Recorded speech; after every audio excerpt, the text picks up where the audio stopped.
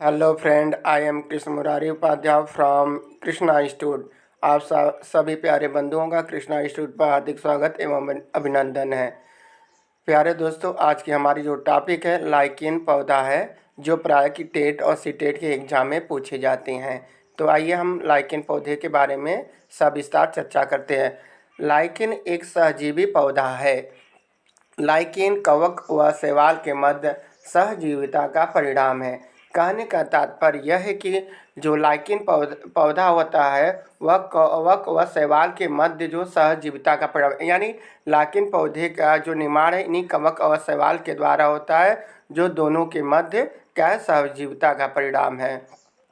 कवक कैसा होता है? जो कवक होता है सफ़ेद रंग का होता है, उसमें क्लोरोफिल नहीं पाया जाता है, इसलिए वो अपना भोजन प्रकाश संश्लेषण की विधि के माध्यम से नहीं बना पाता है। इसलिए कवक सड़े गले स्थानों पर ही पाए जाते हैं। अतः कवक की मुख्य समस्या भोजन है। आप सभी लोग प्राय जानते हैं कि जो कवक पौधा होता है वह सफ़ेद रंग का होता है और उसमें क्लोरोफिल नहीं पाया जाता है, और वह क्लोरोफिल नहीं होने के कारण वह अपना भोजन स्वयं नहीं बना पाता है। और जो कवक होते हैं, कवक जो होते हैं प्राय सड़े गले स्थानों पर ही उगते हैं। तो सबसे बड़ी समस्या होती है कि कवक अपना स्वयं भोजन नहीं बना पाते हैं। शैवाल शैवाल जो हरे रंग के होते हैं उसमें क्लोरोफिल भी पाया जाता है और प्रकाश संश्लेषण विधि के माध्यम से भोजन भी बना लेते हैं, लेकिन शैवाल की मुख्य समस्या आधार है।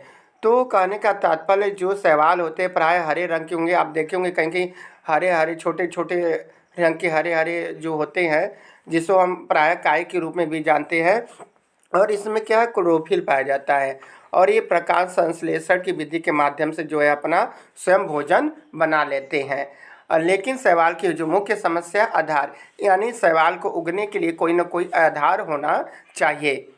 अगर आप देखें तो कवक और शैवाल के मध्य सहजीविता से जहाँ कवक को शैवाल से भोजन प्राप्त हो जाता है, तो वहीं वहीं शैवाल को जो कवक से आधार प्राप्त हो जाता है। कहने का तात्पर्य है कि जो कवक और शैवाल होते हैं ये दोनों एक दूसरे पर क्या है, निर्भर होते हैं। कवक जो है शैवाल के भोजन के निर्माण में सहायक होता है, और जो शैवाल होता है वह कवक की उत्पत्ति में क्या होता है, सहायक होता है। लाइकेन को वायु प्रदूषण का सूचक माना जाता है। जब वायुमंडल में SO2 मतलब सल्फर डाइऑक्साइड की मात्रा बढ़ जाती है तो उस क्षेत्र में पाए जाने वाले लाइकेन समाप्त हो जाता है। प्रायः ये एग्जाम में पूछता है कि वायु प्रदूषण का सूचक किसे माना जाता है, तो लाइकेन को वायु प्रदूषण का जो है सूचक माना जाता है। और जब वायुमंडल में SO2 की मात्रा मतलब सल्फर डाइऑक्साइड की मात्रा बढ़ जाती है तो उस क्षेत्र में क्या लाइकेन प्रायः समाप्त हो जाते हैं। ताजमहल मथुरा तेल शोधन से निकलने वाली SO2 मतलब सल्फर डाइऑक्साइड के कारण पीला पड़ रहा है, क्योंकि SO2 अम्ल वर्षा के लिए उत्तरदायी है। इसे स्टोन कैंसर गैस के भी नाम से जाना जाता है। तो प्यारे दोस्तों, प्राय एग्जाम में पूछता है कि स्टोन कैंसर गैस किसे कहते हैं, तो वो सल्फर डाइऑक्साइड है। और सल्फर डाइऑक्साइड के कारण ही जो अम्ल वर्षा होती है, और इन्हीं जब सल्फर डाइऑक्साइड की मात्रा बढ़ने के कारण अम्ल वर्षा पड़ती है। जो ताजमहल है, तो ताजमहल जब का जो मथुरा तेल शोधन से जो SO2 निकलता है, उन्हीं के कारण जो क्या जब अम्ल वर्षा के रूप में बारिश होती है तो इसी के कारण जो ताजमहल क्या है, पीला पड़ रहा है। ताजमहल के चारों तरफ लाइकेन लगाया गया है ताकि अम्ल वर्षा या वातावरण में SO2 सल्फर डाइऑक्साइड की बढ़ोतरी का पता लगाया जा सकता है। तो प्राय एग्जाम में ये पूछा जाता है ताजमहल के चारों तरफ क्या लगाया गया है, तो लाइकेन लगाया गया है। क्यों लगाया गया है? ताकि जो है सल्फर डाइऑक्साइड की मात्रा का पता लगाया जा सके। तो प्यारे दोस्तों, आइए हम पीपल पौधे के बारे में जो चर्चा करते हैं। पीपल एक विशाल छायादार वृक्ष है। प्यारे बंधुओं, आप सभी लोग भी जानते हैं कि पीपल हमें शुद्ध ऑक्सीजन देता है और पीपल एक विशाल छायादार क्या है, वृक्ष है। पीपल का तना एवं जड़ें दूर तक फैले होती। आप सभी लोग देखते हैं जो पीपल का पौधा होता है हमारे हिंदू धर्म में प्रायः ये पूजनीय होता है और इसे काटना मना है। तो इसके जो तने होते हैं और इसकी जो जड़ें होते हैं काफ़ी दूर तक फैली होती है। और पीपल एक ऐसा वृक्ष है जो 24 घंटे ऑक्सीजन देता है। कहने का तात्पर्य यही एक ऐसा पौधा है जो 24 घंटे हमें शुद्ध ऑक्सीजन देता है। पीपल को बौद्ध वृक्ष भी कहा जाता है क्योंकि महात्मा बुद्ध को ज्ञान की प्राप्ति बोध गया में पीपल वृक्ष के नीचे हुई थी। तो एग्जाम में प्राय दोस्तों पूछता है कि बौद्ध वृक्ष किसे कहा जाता है, तो पीपल के पौधे को कहा जाता है। और पीपल वृक्ष के नीचे किसे ज्ञान की प्राप्ति हुई थी, तो महात्मा गौतम बुद्ध को। आइए आगे चर्चा करते हैं बरगद पेड़ के विषय में। बरगद एक विशाल छायादार वृक्ष है। बरगद एक राष्ट्रीय वृक्ष है। तो दोस्तों प्राय पूछता है कि हमारे देश का राष्ट्रीय वृक्ष कौन है, तो बरगद है, पेड़ का पौधा। बरगद की जड़ें दूर तक फैली होती हैं। आप सभी लोग जानते हैं कि बरगद की जड़ें जो है प्राय दूर दूर तक फैली होती हैं। बरगद के तने से जड़ें लटकता है जो तने को सहारा देने का कार्य करती। आप लोग देखेंगे बरगद के पेड़ में उनके तने से मतलब जहाँ जहाँ पर विभिन्न जगहों पर जो है जड़ें लटकती रहती हैं और जो ज़मीन में धंस जाती हैं, जो क्या है उनके तने को क्या है सहारा देने का कार्य करता है।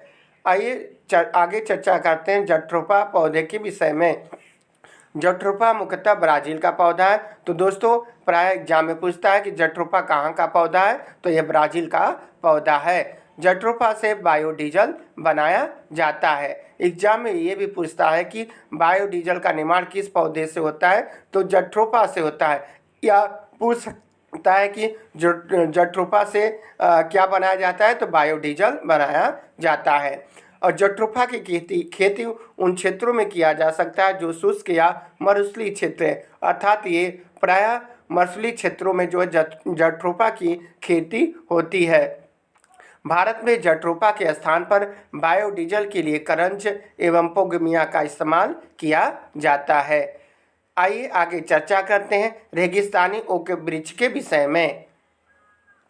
रेगिस्तानी ओक ऑस्ट्रेलिया में पाया जाता है। ऑस्ट्रेलिया के कुल भूभाग के सर्वाधिक क्षेत्रफल मरुस्थल का विस्तार है। इसे प्यासी धरती की भूमि भी कहा जाता है। वहाँ पर यह पौधा काफ़ी उपयोगी है। तो रेगिस्तानी ओक कहाँ पाया जाता है, तो ऑस्ट्रेलिया में पाया जाता है। और ऑस्ट्रेलिया को हम क्या कहते हैं, ऑस्ट्रेलिया को प्यासी धरती की भूमि भी कहा जाता है। और यहाँ यह वृक्ष जो है रेगिस्तानी ओक वृक्ष ऑस्ट्रेलिया में अधिकांशतः भूभागों में पाया जाता है।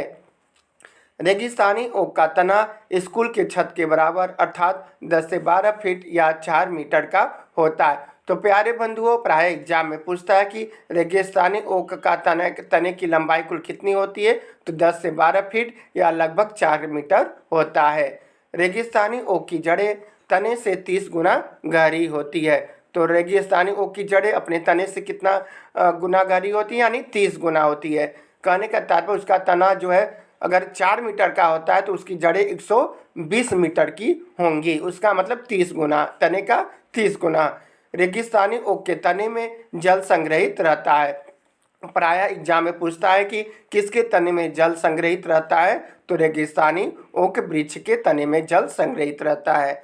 स्थानीय निवासियों के सामने जब जल संकट होता है तो वह एक चाकू एवं पाइप की मदद से तने में संग्रहित जल का उपयोग करते हैं। तो कहने का तात्पर्य ये कि ऑस्ट्रेलिया में कहीं कहीं होता है जब जल संकट पड़ता है या जहाँ पर रेगिस्तानी ओक पाए जाते हैं, जब वहाँ पर जल संकट होता है तो वहाँ के जो स्थानीय निवासी होते हैं चाकू के द्वारा उसको तने को काट देते हैं और पाइप के माध्यम से जो जल को निकाल कर क्या करते हैं, जल को उपयोग करने का प्रयास करते हैं, यानी जल को पीने, धोने, नहाने के काम में प्रयोग करते हैं। सीता अशोक वृक्ष क्या है? सीता अशोक को शहरी क्षेत्र में सड़कों के किनारे लगाया जाता है क्योंकि सीता अशोक भूमि प्रदूषण को नियंत्रित करता है। आप लोग सीता अशोक को देखे होंगे जो प्राय शंक्वाकार होता है। और ये जो सीता अशोक होता है ये शहरी क्षेत्र में या सड़कों के किनारे इसलिए लगाया जाता है क्योंकि ये जो है प्रदूषण को रोकने का कार्य करता है, यानी प्रदूषण को सोखने का कार्य करता है। तो प्यारे बंधु अगर आपके हमारी वीडियो आपको पसंद आई तो हमारे वीडियो को लाइक सब्सक्राइब जरूर करें। और हमारी वीडियो देखने के लिए आप सभी प्यारे बंधुओं को तहे दिल से धन्यवाद।